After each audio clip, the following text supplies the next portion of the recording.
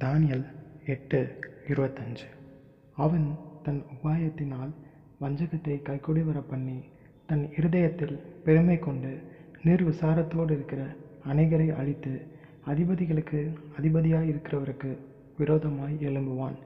ஆனாலும் அவன் கையினால் அல்ல, வேறு விதமாய் முறித்து போடப்படுவான். தானியேலுக்கு கடைசி கால தீர்க்க தரிசனத்தை பற்றி சொல்லப்படுது.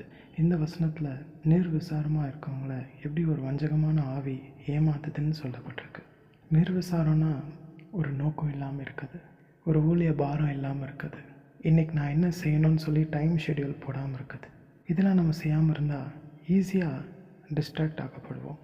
நம்ம செல்ஃபோனே நம்மளை டிஸ்ட்ராக்ட் ஆக்கிடும். செல்ஃபோன் யூஸ் பண்ணுறது தப்பு சொல்லலை, செல்ஃபோனில் நிறைய பயன்கள் இருக்குது. ஆனாலும் அதை நம்ம ஒரு நேரத்துக்குள்ளே உபயோகப்படுத்தலைன்னா நம்ம நேரத்தெல்லாம் அது திருடிட்டோம்.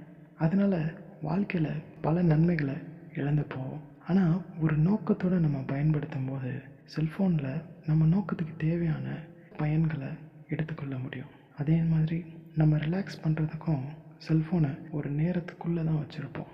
அதனால் ஒரு நோக்கத்தோடு நம்ம செயல்படுவோம், தெளிவாக பாவம் இல்லாத ஒரு வாழ்க்கையை வாழ்வோம்.